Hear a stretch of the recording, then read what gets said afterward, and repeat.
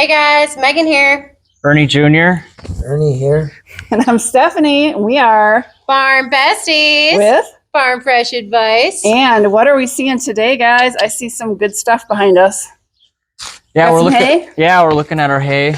We stack them 5 high. Do you make your own hay? Do you have your own fields? We buy the hay. You buy hay, okay.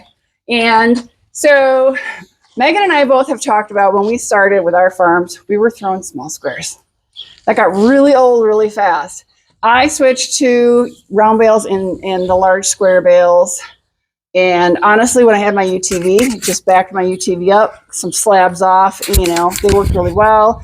Eventually, I was down to enough horses that I was just using round bales. But Megan has kind of a different variation on the large squares. It's like 20 small bales in a big square.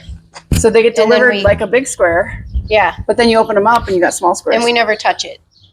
Like the equipment touches it. We don't have to get volunteers. We don't have to handle it. It's magical. Actually, I don't even have to be there. All you got to do is back up to one of the large squares with your UTV, and you just throw a couple of the small squares off in and drive around and feed that way. Did you used to use small bales?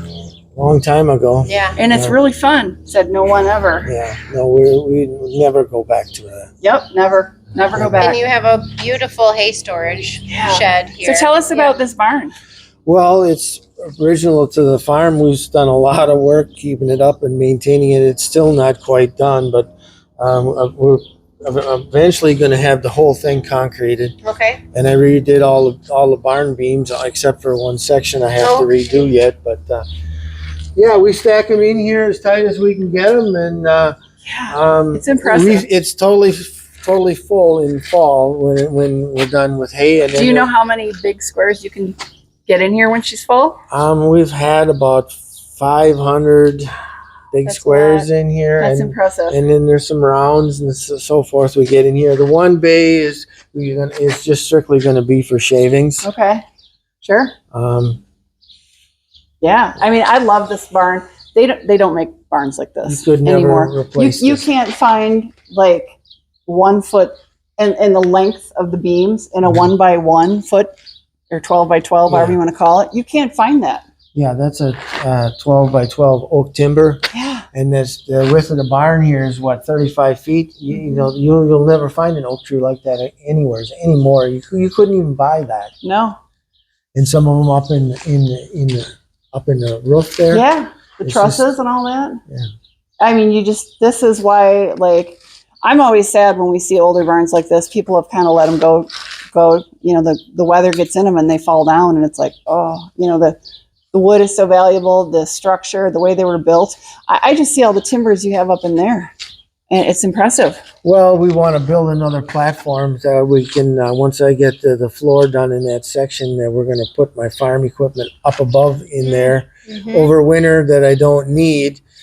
And that way everything is uptight and out of sight, out of the weather. Right. And, you got storage, you might as well use it. You know what I mean?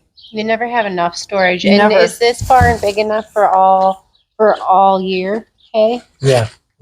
Wow. Yeah, we have alfalfa in over there, and we have some round bales too. The round bales we feed outside because the round bales shed the rain the best. Yep, right.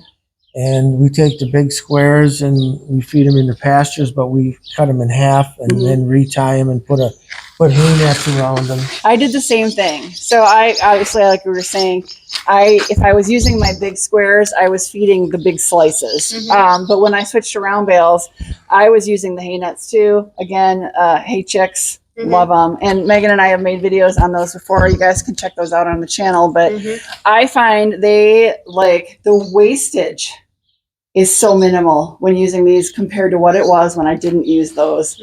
I think a third of the bale, they were just throwing it and then stepping on it and peeing and pooping on it, and just the wastage. By springtime, I would have 2 feet. They would have elevated put in the spreader that I have to get rid of, and it was so.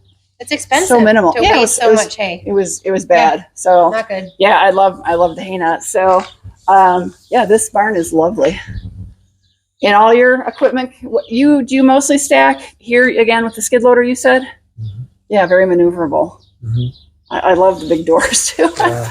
They just make it easier. I have a question. Does your hay, the bottom layer, mold on cement? No. No. See, what's unique about this is there's all the when we go downstairs, you can look at the timbers, but I replaced all of those, and then I put 2x4 or 2x6s, 2x8s down over the timbers, and they're roughly a foot to 18 inches apart. And then we put a 1/2 inch plywood, and then we put 4.5 to 5 inches of concrete over the top of it. And then it's bulletproof. You can drop a big square 5 Sure. high, and it doesn't even And this bounce. structure can handle the weight of all of this. No problem. I've had a 25,000 pound Skytrack inside here. And Wow. Well, I just think of the weight of all the hay in all here the hay, alone. yeah. Now, and you got to Yep. weight all the concrete. I mean, they don't make structure like this No. anymore. So this has a basement, we'll call it. Mhm. And we get to see that? Mhm. All right. Are you guys excited? I'm excited. Let's go to the basement. All right. Let's do it. Let's do it. Bye, guys. Bye, guys.